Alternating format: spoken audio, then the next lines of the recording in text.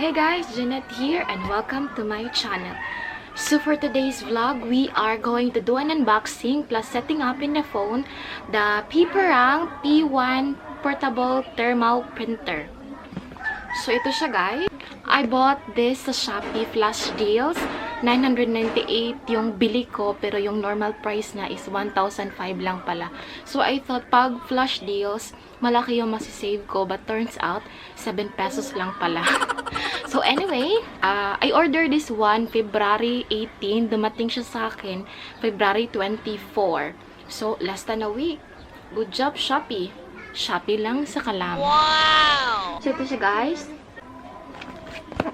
Naka-sealed siya with box. Ayan. So happy ako, excited ako for this because this is a portable printer. Although this is black and white, pero at least, diba, may kasama na din tong paper sa loob. Free siya. Let's unbox this one na.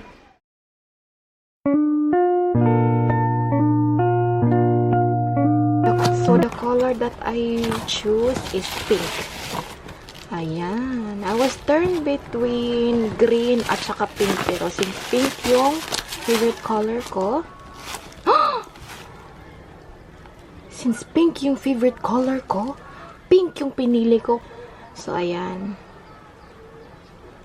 Color pink pala. Yung box lang pala yung green.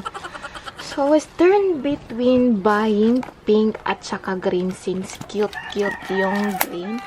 Pero since favorite color ko yung pink, pink won my heart. So, ayan. Bumili na ako ng extra thermal paper. So, nasa 100 plus siya. Ilink ko na lang yun. Ito yung extra na binili ko. Thermal paper. So, 3 pieces siya sa isang box. Actually maganda yung packaging nila. Buti pa. Ito, the most awaited part. Technology makes printing more interesting. True. Tsaka ito. So, it has the QR code. Color pink yung pinili natin. Diba? Ang cute-cute lang. Ayaw mag-focus. Ayan.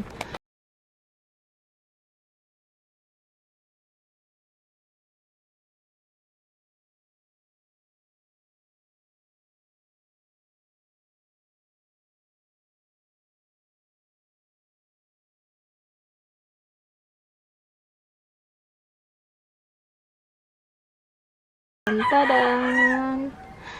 Ang cute-cute naman ng color pink na yan.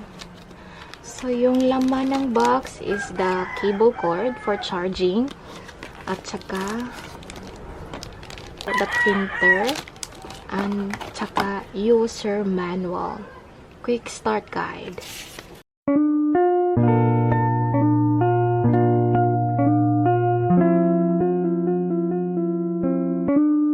And then, ayan. Okay. Ayan. Ito siya guys. So, ayan. Turn on natin siya guys. Ang sabi sa nabasa ko, pag naka-green daw siya, ready to print na siya. Pero pag naka-red siya, it means low bat or hindi nasara ng maayos. So, let's try opening the printer.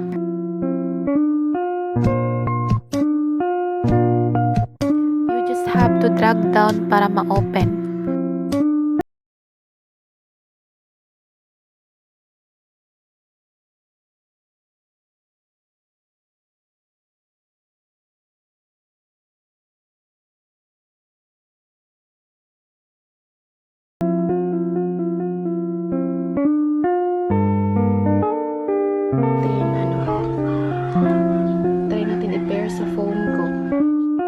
First, you have to download the Paperang app. It is both available with iOS and Android.